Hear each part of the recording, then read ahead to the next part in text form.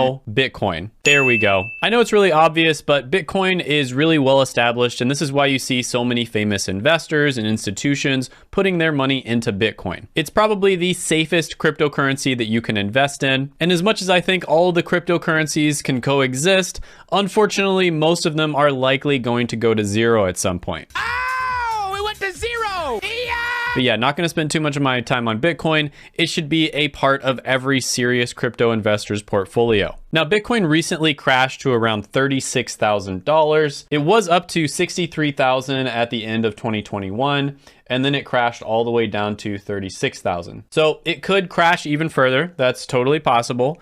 Or it might have hit its floor at this point and it's going to increase. But either way, the way I recommend investing is to dollar cost average in. So you don't really have to worry too much about the highs and the lows as long as you have strong conviction that over time it's going to go up. And there are many that think by the end of the decade, Bitcoin is going to be worth over $1 million each. But with that being said, you probably already knew about Bitcoin and you didn't come to this video in order to hear about that. So the next one on the list, in my opinion, is a very strong dark horse candidate to be a breakout cryptocurrency in 2022. And that is going to be Quant, symbol QNT. Now, the problem that Quant solves is the interoperability problem. This is basically where different types of cryptos, different blockchain ecosystems, especially layer ones, have a very hard time communicating and working with each other. Several other cryptocurrencies that are trying to solve this problem are going to be Polkadot and Cosmos. And we'll get back to them here in a moment. But Quant is actually solving the problem in a completely different way than those two. So in order to solve this interoperability problem, Quant actually created the first blockchain operating system. So you can almost think of Quant as the Microsoft of interoperability. And not only can you connect a layer one blockchain to another layer one blockchain like Ethereum to Cardano, for instance, but you can also connect software, corporations, banks, and other types of cryptocurrencies that are going to be used within that system. Now, when it comes to the price, it is down really bad right now, just like pretty much every other cryptocurrency. At the beginning of the year, it was around 180, and now it is down to 91. So pretty much all the different cryptocurrencies crashed, and Quant was not an exception to that. Now, when it comes to the market cap, it's about 1 billion. And if you look at Polkadot,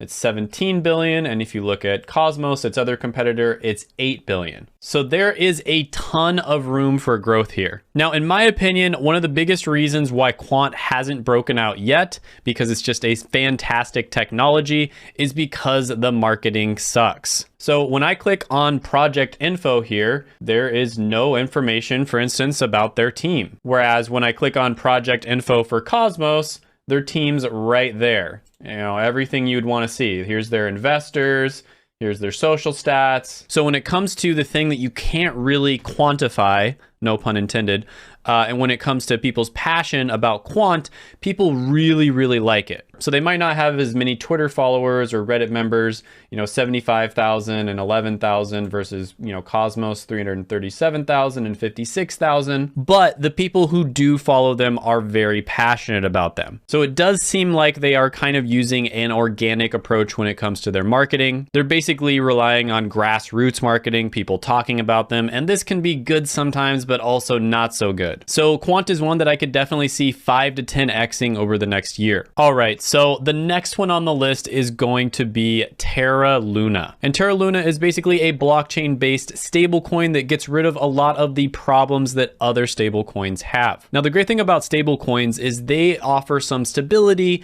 in a cryptocurrency market that is incredibly volatile. So Terra basically wants to have the privacy of Bitcoin with the stability of a stablecoin. And Terra is also very decentralized. The stablecoin that goes with Terra is Terra USD, and 1 Terra USD, of course, equals 1 United States dollar. Now, one thing you can do with Terra Luna is it is a layer 1, but it uses the Cosmos network in order to solve the interoperability issue. So it can actually interact with Ethereum as well as other cryptocurrencies like Solana. Now, another really cool thing you can do with Terra is the Mirror protocol. And this is basically where you can invest in the stock market using cryptocurrency. So you can invest in Apple, Airbnb, Amazon, ARK Invest, Alibaba, all of these different types of stocks, you can invest in them using the Mir protocol. And so this is basically a way for you to invest in the stock market without having to go through a broker. Now, there's honestly a lot more amazing and cool stuff you can do with Terra,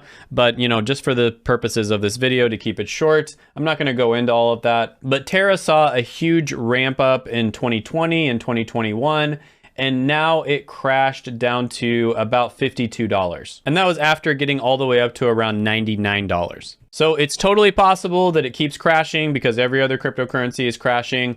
But this is another one where I think it's a really good idea to dollar cost average into it. If it keeps crashing, that's great. You're getting it on sale. If it doesn't keep crashing, it starts to go up. That's great. You're investing in it as it goes up. Another cryptocurrency I'm extremely excited about, I actually made an entire video on this one, which will be coming out here in the next week or so, is going to be Solana, or SOL. Not shit out of luck. It's Sol, kind of like Ethereum is ETH, Solana is Sol. Okay, I'm just gonna stop now. But anyways, Solana is a major Ethereum competitor. It is a layer 1 blockchain, and it basically does all the things that we wish Ethereum would do. Right now, if you're not aware, Ethereum is slow. It's incredibly expensive. For instance, I did an NFT the other day. That's another video that's going to be coming out. And it cost me over $50 just to post the NFT on a website. The gas fees are absolutely ridiculous. Ethereum has been saying for the last 5 years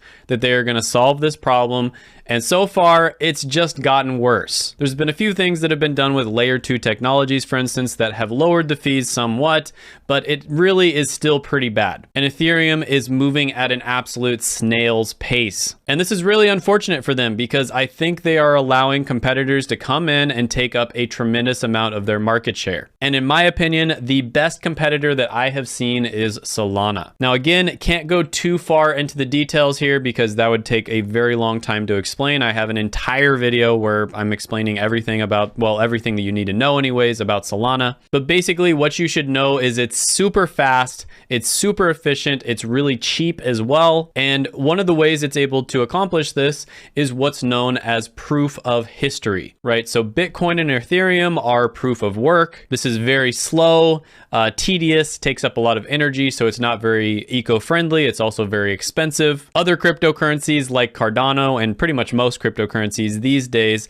are proof of stake. And proof of stake is a huge upgrade from proof of work. But one step beyond that, in my opinion, is proof of history. Proof of history is even better. Now, Solana was one of the biggest gainers in 2021. They went all the way from about $2 up to $250 or so. And now they have crashed all the way down to about $87. So in my opinion, this is going to be a pretty good time to buy in. But as with all of the other ones, I recommend that you dollar cost average. And by the way, if you want to buy any of these in this video, I do have links down in the description below that have special promotions where you will get free Bitcoin or free stocks, etc., depending on which one you want to use. And I only put companies down in the description that I personally use and I think are really good. So the easiest way to buy Bitcoin, for instance, would actually be buying it on Webull.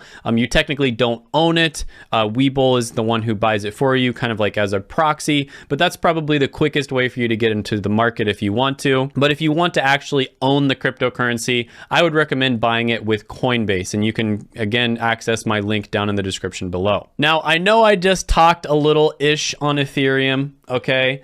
But Ethereum is going to be the last one on the list. And in my opinion, I started this video out with kind of a boring cryptocurrency, and I'm going to end it with a boring one as well, because you know what? Ethereum is probably one of the safest cryptocurrency related investments that you should make. And Ethereum and Bitcoin, in my opinion, should be a significant amount of every cryptocurrency investor's portfolio. One of the main reasons why Ethereum has been having all of these problems is because they're so freaking popular. So many people use Ethereum. And right now they do have a significant amount of the market share. There's also tons of different cryptocurrencies that are layer 2 projects that are built on top of the Ethereum layer 1 blockchain. So with a lot of different types of technology companies, in order for you to overtake a company that already has a huge share of and an ecosystem built around them, your product has to be 10 times better at least. It's the 10x rule in technology. And right now, I don't know if there is a blockchain that is 10 times better.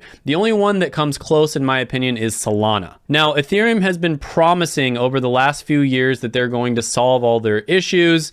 You know, Ethereum 2.0 came out, partially at least, and next year, Ethereum 2.0 is going to roll more of their features out. And this apparently is going to solve a bunch of their issues. You've also got a bunch of layer 2 blockchains that are, you know, solving a lot of Ethereum's problems as well. So a big question over the next few years is, are these updates that are coming out going to actually solve Ethereum's issues? And if they do, that's great. Now, if they don't solve the problems, that's a big issue. And I really think that one of these competitors are going to overtake Ethereum. However, if they are able to solve the problem, I still think that it's an issue. And the reason for that is because they took so long to update it. And in a rapidly evolving and changing technology like cryptocurrency, you really can't take that long in order to fix problems. So even if Ethereum is able to fix all of their issues, I still think that a lot of these other layer 1 solutions are going to take a significant amount of the market share. And to be honest with you, I think the competition is a really good thing, because if Ethereum didn't have a competitor, there would be no incentive for them to solve all these issues. But with that being said, Ethereum is now down to $2,300 at the time of recording this video, and they were up over double that just a little bit ago. Just at the end of 2021, they got up to over 4,700. So I could honestly see Ethereum, you know, maybe 2 to 5xing in 2022. And that's not bad, especially considering that this is one of the safer cryptocurrencies. Now, again, any cryptocurrency that I recommended, you want to follow best practices, dollar cost average into them, diversify your portfolio, don't go all in on one of them, and only invest what you can afford to lose.